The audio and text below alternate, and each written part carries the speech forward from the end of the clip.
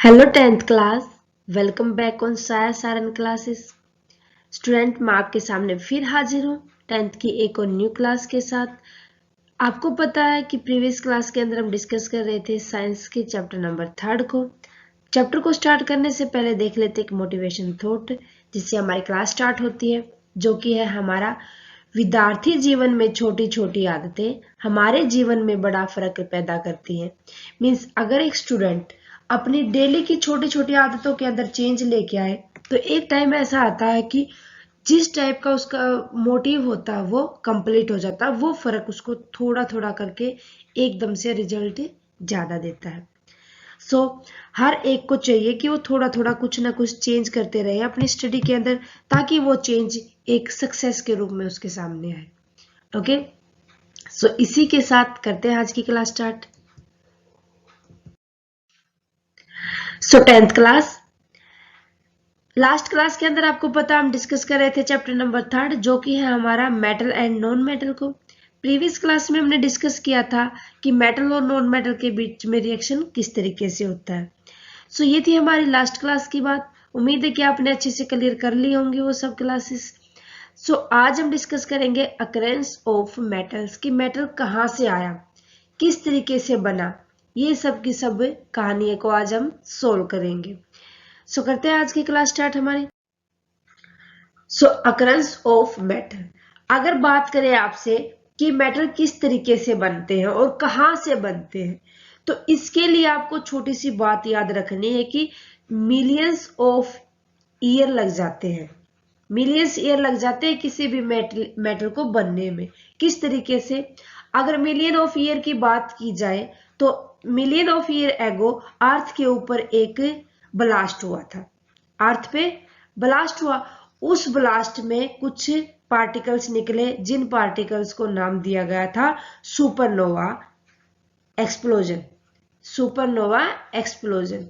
जो ये supernova explosion था, इसमें बहुत सारे पार्टिकल निकले थे, और जो वो पार्टिकल निकले थे ना, वो पार्टिकल मिल गए थे अर्थ क्रस्ट में।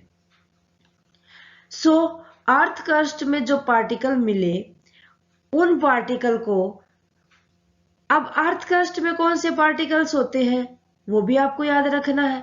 अर्थ क्रस्ट पे पार्टिकल्स होते हैं जितने भी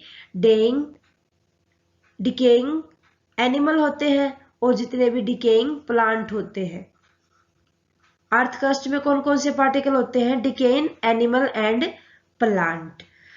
और ये जो एनिमल और प्लांट के जितने भी पार्टिकल थे और जो सुपरनोवा एक्सप्लोजन से जितने पार्टिकल आए, ये आपस में मिल गए। ये आपस में मिले किस तरीके से? Non formally. ये नॉन फॉर्मली जो पार्टिकल मिले, इन्होंने जो पार्टिकल, अब जो ये इकट्ठा होके जो चीज बनाई, वो बनाई इन्होंने मेटल्स। ओके, तो इस तरीके से बनते हैं मेटल्स। ये नहीं होता कि कुछ दिन लगते हैं, कुछ ईयर लगते हैं, बल्कि साल लगते हैं, इसमें मिलियन ऑफ ईयर। अब ये होता है जब हमारी अर्थ के ऊपर टेम्परेचर का प्रेशर आता है या जो अर्थ का प्रेशर आता है, इस वजह से ये जाते जाते जाते जाते हमारे अर्थ क्रस्ट में मिलते जाते हैं, और एक टाइम पर ये हमें या तो मिनरल के रूप में मिलेंगे, मिनरल से फिर हमें इनको ओर्स बना देंगे। ओके, तो ये था अकरेंस ऑफ मेटल। मेरे ख्याल से आपको समझ आ गया होगा कि मेटल्स कहाँ से आए और किस तरीके से आए। इसमें तो आपको कोई दिक्कत नहीं होनी चाहिए। एक पॉइंट है और है स्टूडेंट इसके अंदर जो आपको समझना चाहिए। अब हम बात करते हैं कि जो मेटल बने हैं, जहां से ये मेटल आए हैं, ये नेचर में किस टाइप के होते हैं। थोड़ा सा नेचर और देख लेते हैं इनका। नेचर की अगर बात की जाए इनकी, तो ये नेचर में 2 टाइप के होते हैं। इनके नेचर की अगर हम बात करें तो ये नेचर में 2 टाइप के होते हैं। अब पूछोगे मैम 2 टाइप के कौन कौन से हो जाएंगे? फर्स्ट हो जाएगा in free state. In free state का मतलब है यहां पर कि जो किसी के कारण, जो नॉन रिएक्टेंट होते, किसी अदर मेटल से रिएक्ट ना करें, नॉन रिएक्टेंट होते हैं। जो इन फ्री स्टेट होते हैं, ये नॉर्मली हमें इजीली मिल जाते हैं अपने तो ये किसी भी अदर मेटल के साथ कोई भी रिएक्ट नहीं करते, ठीक है। और ये जमीन की गहराई में पाए जाते हैं, जमीन की गहराई में पाए जाते हैं, तो ये मेटल हो जाते हैं। एग्जाम्पल आ जाएगा इसके अंदर, एग्जाम्पल की अगर बात करें हम, गोल्ड, गोल्ड के ऊपर किसी का इफेक्ट नहीं पड़ता, टेम्परेचर कितना ही हो तो वो टेम्परेचर से भी कभी भी इन्फ्लुएंट नहीं होंगे, उनके साथ टेम्परेचर हाई के टेम्परेचर के साथ भी ये रिएक्टेंट नहीं करेंगे, ठीक है। ये है हमारे एग्जाम्पल जो हमें फ्री मिलते हैं, फ्री स्टेट में मिलते हैं, किसके अंदर, अर्थ क्रस्ट के अंदर।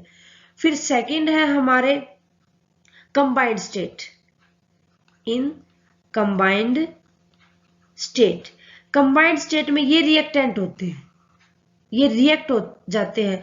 अगर इनको थोड़ा सा हाई टेम्परेचर दिया जाए ना तो ये रिएक्ट करेंगे। एग्जाम्पल आ जाएंगे इसके अंदर, अगर मैं एग्जाम्पल की बात करूं, sodium, calcium, potassium, aluminium, lead and copper, aluminium, lead and copper, ये सारे के सारे कंबाइंड स्टेट के होते हैं। जिस तरीके से इनको टेम्परेचर दिया जाएगा उस तरीके से ये रिएक्ट करेंगे, ये हमें याद रखना है मेटल के अंदर। जब अकरेंस ऑफ मेटल देखना है ना उस टाइम पर हमें ये सारी की सारी बातें याद रखना है। ओके, देखते हैं अब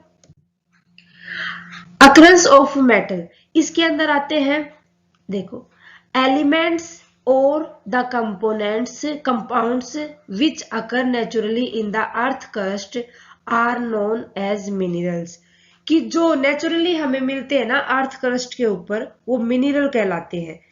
अब बात करेंगे कि मिनरल सॉरी मिनरल की अगर मैं बात करूं कि जैसे हमें जितने भी अर्थ क्रस्ट से सेम लाइक पत्थर तरह के पत्थर की फॉर्म में मिलते हैं, तो जो ये पत्थर की फॉर्म में मिलते हैं या जिस तरीके से जिस सिचुएशन में वो है उस सिचुएशन से अगर उनको देखते हैं तो वो मिनरल कहलाते हैं, जिनके अंदर हम कोई भी एक्सट्रैक्शन नहीं करते, कोई चेंज नहीं करते, एज इट इज जब उनको उठाते हैं तो वो मिनरल्स कहलाते हैं। Minerals from which pure metal can be extracted are known as mineral ores, कि अगर हम उनकी प्योर फॉर्म, उनकी साफ सफाई करें, उनसे जो एक्चुअल में जो निकालना हमें, अगर उसकी फॉर्म एक्सट्रैक्ट कर दे तो वो मिनरल ओर्स कहलाते हैं, मिनरल ओर्स हो जाएंगे अगर उनको हम जिस शेप में हमें चाहिए है वो उस शेप में निकाल लें। अब देखो, अगर मैं एग्जाम्पल की बात करूं आपसे तो इसके लिए एक बेटर एग्जाम्पल है मेरे पास, कि मान लो मेरे पास ओर्स है, प्लस में मेटल है, मेटल फॉर्म मैंने बता दिया, जो ओर्स है इनका अगर मैं इसको साफ सफाई कर दूं, इसका एक्सट्रैक्शन कर दूं प्योर फॉर्म में तो मेटल आ जाएगा। अब ये बना देगा मेरे पास जो एक्चुअल में कंपाउंड हमें चाहिए, वो एक्चुअल कंपाउंड बना देगा, ये फॉर्म आ जाएगी इसकी। क्लियर है यहां तक? बढ़े आगे, देखो अब बात करते हैं ओर्स क्या होते हैं।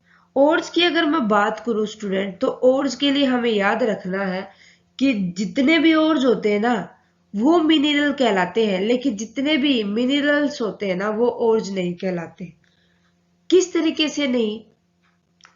ओर्स वो मिनरल होते हैं, आपको याद रखना कि ओर्स होते हैं वो मिनरल होते हैं जिनको ऑब्टेन करने में हमें कॉमर्शियल स्केल लेना होता है।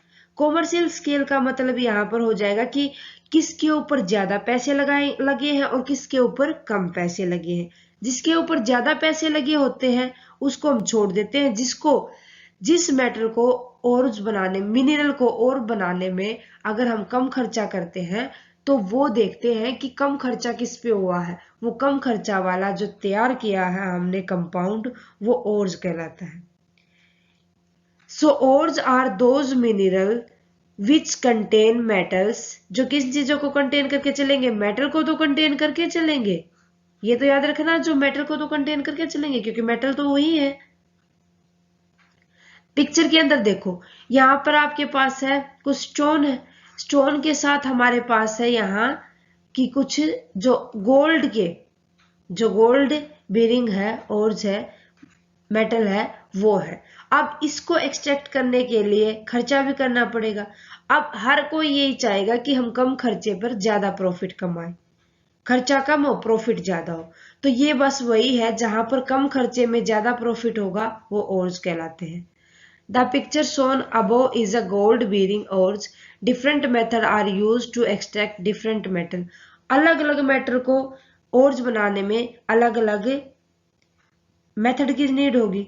तो ये अलग अलग मेथड यूज किया जाएगा ना, ये बस पैसा बचाने के लिए किया जाता है, ठीक है। For instant common metal like iron are smelted using carbon as a reducing agent. कि जो आयरन है ना वो किसकी जगह पर यूज किया जाएगा, कार्बन होगा, जिसे रिड्यूसिंग एजेंट का मतलब क्या होगा, जहां कम पैसा लगाना होगा उस टाइम पर जब जिसको हम यूज करेंगे। Few metals such as aluminium, sodium do not have a commercial practical reducing agent are extracted using electrolysis instant। कि यहाँ पर ना मैन मेड की नीड नहीं होती, सारे के सारे जब हम कोई भी सोडियम या एल्यूमिनियम से ओर्स बनाते हैं तो उसके लिए हमें रिड्यूसिंग एजेंट नहीं लगते, बल्कि उसमें ज्यादा पैसे देने होते हैं, क्योंकि वो होते हैं इलेक्ट्रॉनिकल, उसमें हमें ज्यादा पैसा लगाना पड़ेगा। Sulphide ores are not reducing directly to metals but are roasted in the air of convert them to oxide।